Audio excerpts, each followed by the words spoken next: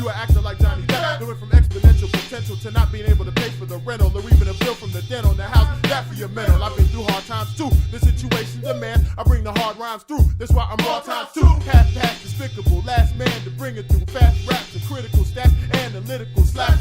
I'm hitting you smack. I'm sticking you smack lips to stack chips, all with the lyrical technique. In a bare but sleek interview room with a single long table, the stranger addresses the married couple. He places an item on the table in an ovaloid pool of light.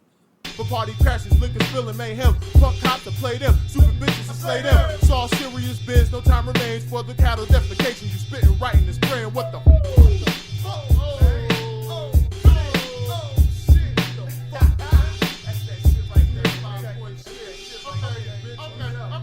A black box with a single red button. You know, it's the kind that looks like it would stand up to a good palm mashing.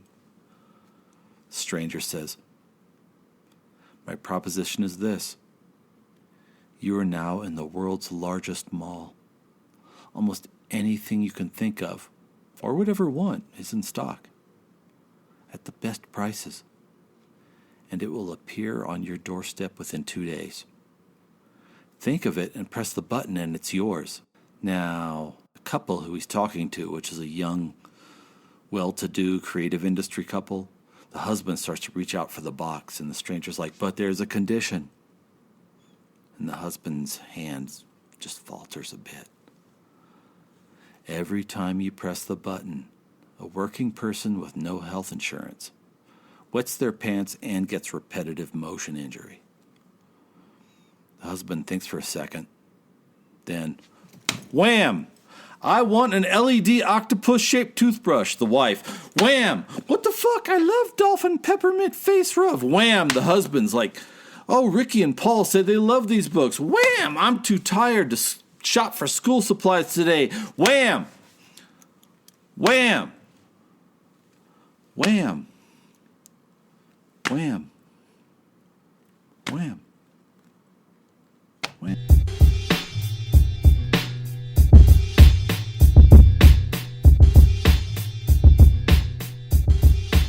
Welcome to Breakup Gaming Society. It's a place of great mirth and levity. I'm your host and guide, the Great Unclean One. We're going to talk about board games, booze, and hip-hop on this show today. And you're also going to hear, at least in the Drink of the Week and Game of the Week, the emergence of a new character. His name is Augustus Crimes. He was one of my best friends from 1983, who I got disconnected with for 3 years, but with whom I have now made a rapprochement. He figures largely in a couple of these segments. So when I say Augustus Crimes, you'll know who I'm talking about, right? So, in specific, Drink of the Week, we're going to talk about Don Julio 65. Second, Game of the Week is going to be Cockroach Poker. And we're also going to talk about the Christmas Miracle and why the social overlay is the most important thing for board gaming. And then lastly, I haven't picked it out yet, but we are going to go back to one of the best underground flotillas of super earnest MCs and producers ever to have lived. We're talking about DITC, the Diggin' in the Crates crew. In particular, Lord Finesse. Now, I've been on a kick where I don't want to listen to anything but Lord Finesse for the last 2 weeks. And in my head, there's this weird admixture of his best punchlines from 30 songs, but I'm going to have to pick one. And then at the very end, I've been feeling undernourished in terms of having read or having shared poetry. So I'm going to go on to poetryfoundation.org, pick a poem, and try to read it cold. That's what's going to happen. In just a couple, there's going to be some loud noises, and then we're going to do a Drink of the Week. Does that work for you?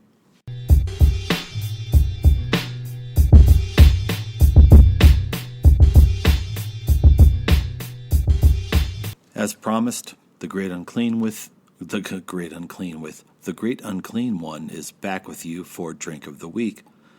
I misidentified it in the intro. It's not Don Julio 65, it's Don Julio 70, which is billed as a Crystal Claro Añejo, which is counterintuitive to me because I always think of a good añejo as having an amber or caramel color. But here I am in Costco with, I don't know, anywhere from $1,200 to $1,500 in my checking account. It's 3 days before Christmas, or 2 days. I can't remember. I've just quit a job that made me miserable, and I figure I deserve a treat. So I bought a fifth of it. And then I reconnected with Augustus Crimes. The most important thing to know about this segment is we'd been friends for 33 years, but I hadn't seen him in 3. B, we're both alcoholics, and I think over the course of 2 sittings in our hotel, which I'm going to tell you more about, I think the casualties included my fifth of Don Julio 70, a 700 ml of Jack Daniel's Bonded, most of a fifth of Monopoloa vodka. That didn't count the 6 drinks we had out at another hotel that had an unlikely bar open on Christmas. And I'm pretty sure Crimes knocked down a bottle of wine on top of all that. That was across 2 sits, if that gives you a picture. But having got another late and unlikely wave of checks from my contractor work, I was up in Colorado Springs and I bought it again. I am holding Don Julio 70 Crystal Claro Añejo. And honestly, the first time we drank a bottle of this, there's not a lot I remember. I was generously pouring. Every time I saw Crimes was below a finger, I would just top him off. He was drinking out of a plastic cup in the King Suite that I'd had for, I don't know, it was ridiculous. $66 a night in a deserted hotel with just my buddy. It was glorious, playing loud music. And here's what I remember. I'm going to drink it again, but what I remember is it had this really neat vanilla taste and an incredibly light body, but also a nice sting from the tip to the back of the tongue.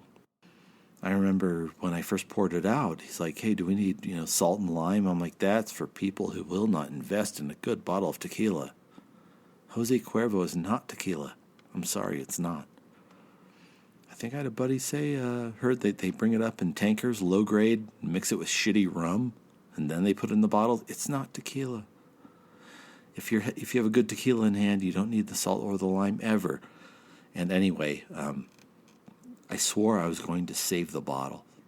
I told him, I'm going to save this. This was expensive. I'm going to get back, to Trinidad, Starkville with this. But after our second night together, I woke up and that bottle had a couple drams left in it.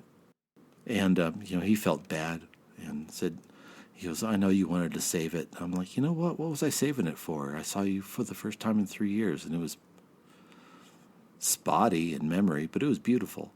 And but in either case, I've got another one. The drink is Don Julio 70, Crystal Claro Añejo. And you can hear the creaking of the packaging there. As I remember it, it's an absolutely wonderful drink, full of a nice balance. When I drink liquor, I don't want the liquor hidden from me. I want to taste just the liquor in all its dimensions. I remember tasting a bunch of very soft and a bunch of hard notes side by side. The burn of the alcohol backed with, again, this flower bed of weird softer colors.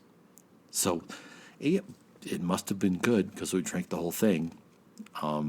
Anyway, tonight I'm drinking a stout and a Jim Beam Devil's Cut whiskey. But that tequila must have made some kind of impression on me, because even despite the blackout, because I bought it again, we're going to drink it again. But I do feel confident in recommending it. We're going to be right back with the second part of the Christmas miracle, that is my reunion with Augustus Crimes and our unlikely befriending of 4 Indian families in a hotel that looks from the front like it was closed, and on the back is bounded by a most desolate dry lake you've ever seen, but which became home to one of the best board gaming experiences I've ever had, which we're going to hear about momentarily in Game of the Week.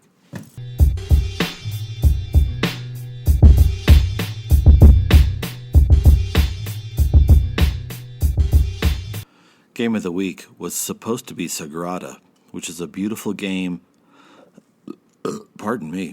about using different color and values of dice to build a more high-scoring stained glass window than your friends. In case you didn't listen to the previous segment, I was at a hotel which was entirely draped in its front in plastic. I guess they had foundational problems, and it looked like it was closed when I came up. And I was like, I just got snookered. I booked a hotel that doesn't exist. Then I see this little sign that says lobby around back, and I go in, and lo and behold, there's a fully functioning hotel. And I spent the first night there, and then in the morning, the phone rings. Not my phone, but the room phone. I'm like, what the hell is this? I pick it up, and I hear Augustus Krine's voice. He goes, yeah, I just checked in. What do you mean you just checked in? He goes, I'm in 127. I'm like, fuck you, you're in 127.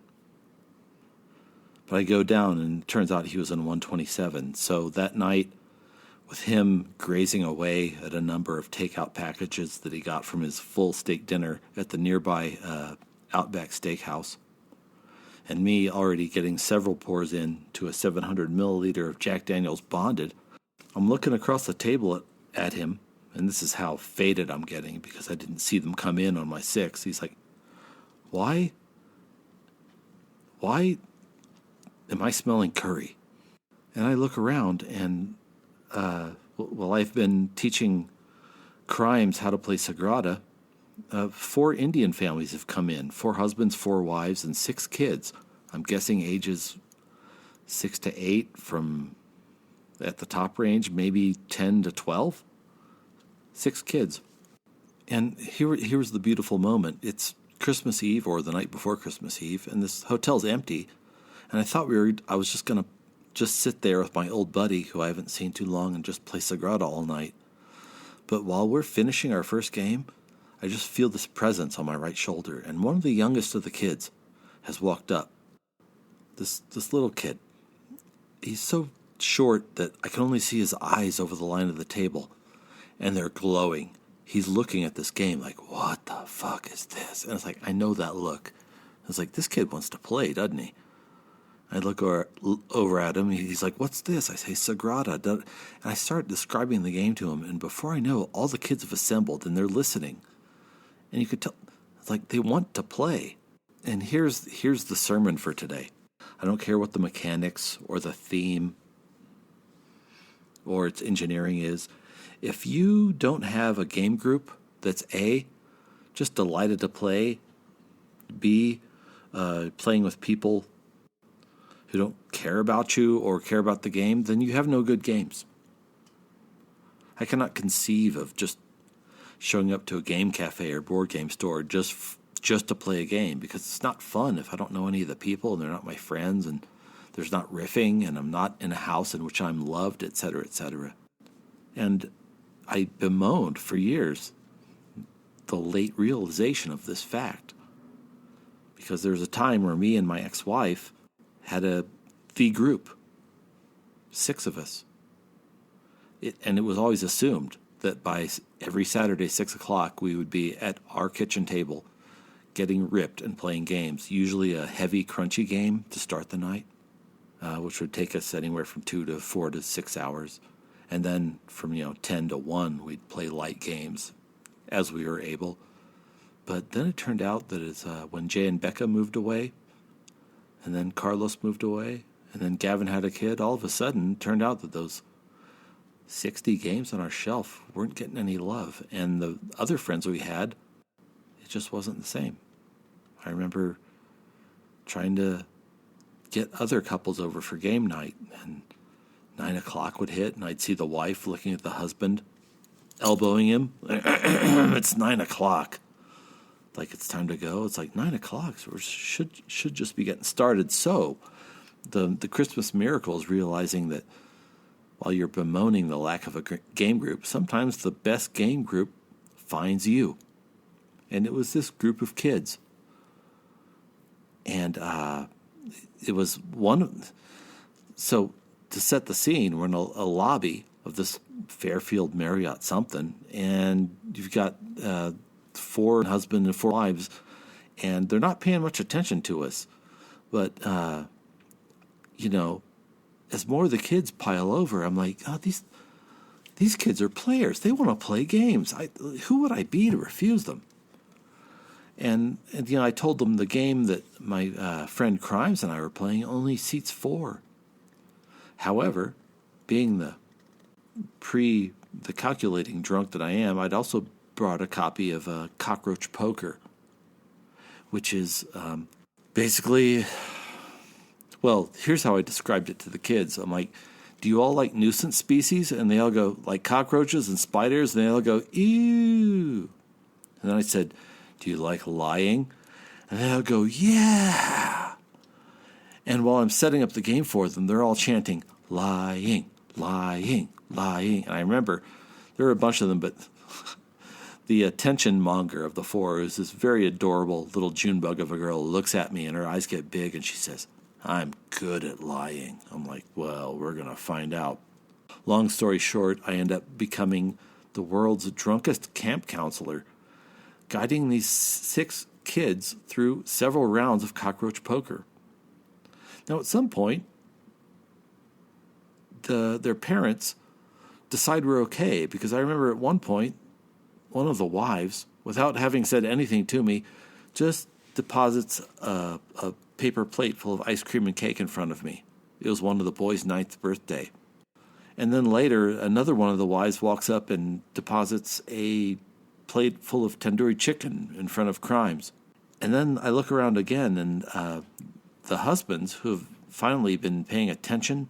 Now, this was difficult for me because the age range was so wide, I had to memorize which kids had which grasp of the game. Like the 9s, 10s, and 11s, and 12s got the rules immediately and became cutthroats. But the kids who were 6, 7, and 8, they didn't quite get the mechanics, and so I'd have to remember how to coach each one through their turn. Yeah, there it is. And we played Cockroach Poker with these kids, and at one point, one of the moms comes up to me and says, you're very nice, which is funny because me and Crimes are both fucking faced, but I guess they weren't that worried because, we were line of sight the whole time.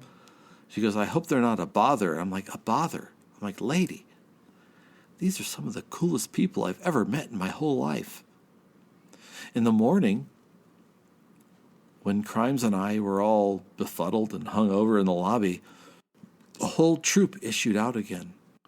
I think the oldest was, she was adorable. She was wearing reindeer ears, and they were all in fresh clothes, fresh everything, blah, blah. And I remember this scene where it's just Crimes and I, these 2, derelict bachelors trying to cope with a hangover. And we're at either side of the hallway, and the entire family, every husband and wife, are running between us, giving us fist bumps. And the kids so loved Cockroach Poker. I said, if you're going to Denver, which they were, I said, go into the Wizard's chest. And first of all, I apologize to the 4 dads because you probably all got asked to buy 70 games that day. But here's the wonderful thing that I love thinking about, which is, what if, just by virtue of seeing all the cellophane, all the shrink wrap, all the different themes on all those shelves, that those 6 beautiful kids have maybe become board gamers for life? In either case, that was my Christmas miracle, was when the perfect game group came to me. We are going to be back in a moment talking about a Lord Finesse track. I am your host and friend, the Great Unclean One.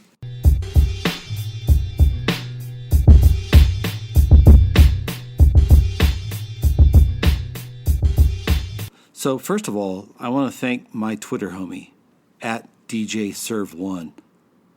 I've always loved Lord Finesse, but I had never heard the remix and the aggressiveness of the Party Over Here remix like I had with Finesse. Now, if any of my friends who are heads, you already know where I'm at, but for our young kids, there used to be a crew, a loose association of rappers and producers, and in their age, they were second only to maybe Boot Camp Click, and they were called the Diggin' in the Crates crew, DITC.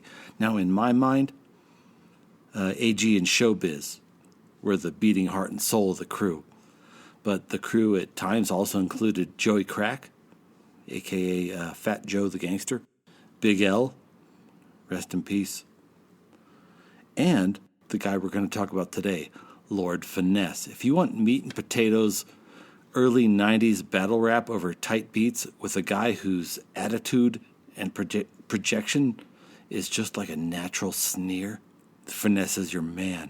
But first of all, I just want to give a few seconds to how, I don't know who remixed this, but it's a furious breakbeat with a really nice that's nice, jazz bass sample. Tell me if you think I'm wrong.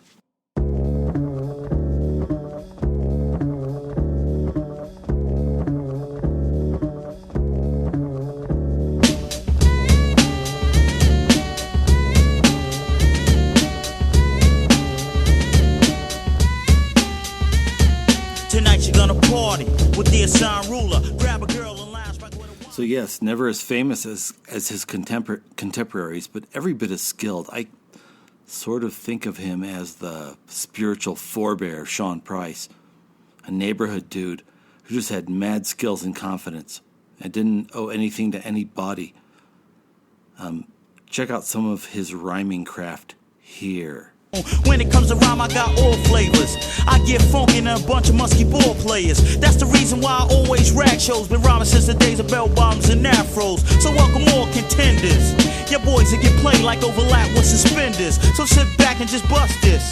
Or sing along with Hammer, cause you know you can't touch this. Y'all be kicking raps, talking about this and that. Say I can't get with that chicken scratch, picture that. I always manage to slam and damage crews. I got more flavor than Spanish food. On top of the spot when I rock, that's why things get too hot. I got more hits than a jukebox. Was nice in the days, but I'm still ill. MCs better chill and watch a brother with real skills. Can't meet this, defeat this, or beat this. Word to Miz, I leave them corny brothers speechless. So don't stare, make some noise and cheer. Throw your hands in the air, cause it's a party over here. Another thing that Lord Finesse was a great punchline rapper, and one of the things that they did on his albums was when there was no punchline, he would have a bunch of his crew come on the studio and ask him to set up, and he'd deliver it like this. What's up, Finesse? Just cool and black. I don't worry about others because the brothers ain't doing jack. I'm launching in a gym that's packed to the rim. Give me the cash, the props, the fame, and I'm in. Well, the lounge and I'm maxing, chilling or relaxing.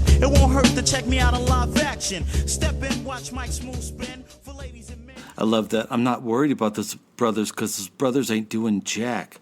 So who's the best is? Lord Finesse is. Now and forever. Come back in just a minute for the outro, where I'm going to scroll through poetryfoundation.org's recently published poems and try to read one cold. Wish me luck.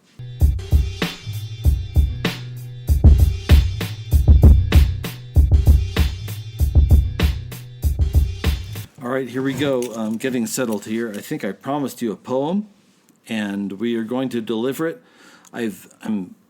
This is the Great Unclean One, by the way. Colonel Hector Bravo. No. My name tonight is the Great Unclean One. And I went on to Poetry Foundation, and I tried to quick read the first poem I saw that looked good, and it was by Layla Benitez-James, and it's called Stop and Look Alicante. Here we go. Oh, pardon me. Why is there under the sea always an other sea? Whoa. Time out.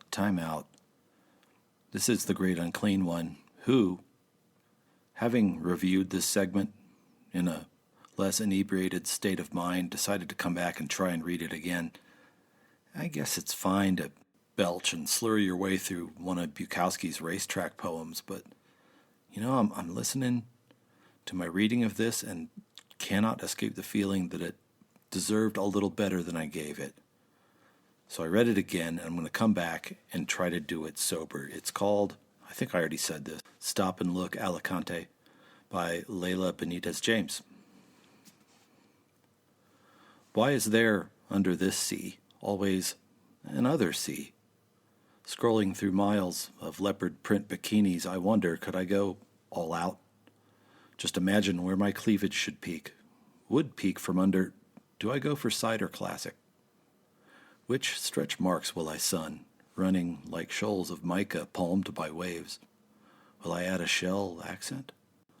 Some saddie on the web says, a hungry moon snail made the mark, says, moon snails release an acid to soften the shell, then drill a borehole, a toothed tongue, and feed off the meat of the quote-unquote victim. What if I lost these breaths altogether? I'm hunting. Another saddie says, those holes were made by a boring sponge, drilling holes into shells for their calcium. The leopard walks on water. Their claws just prick the surface without going under. You're a heavy cat, and I wish I had your muscle. Just imagine. I could love it. There we go. I haven't reviewed it, but I already feel better about myself. So, cool poem, and that's the end of the show. This is The Great Unclean One. Now I start in with the fuck-ups and flubs.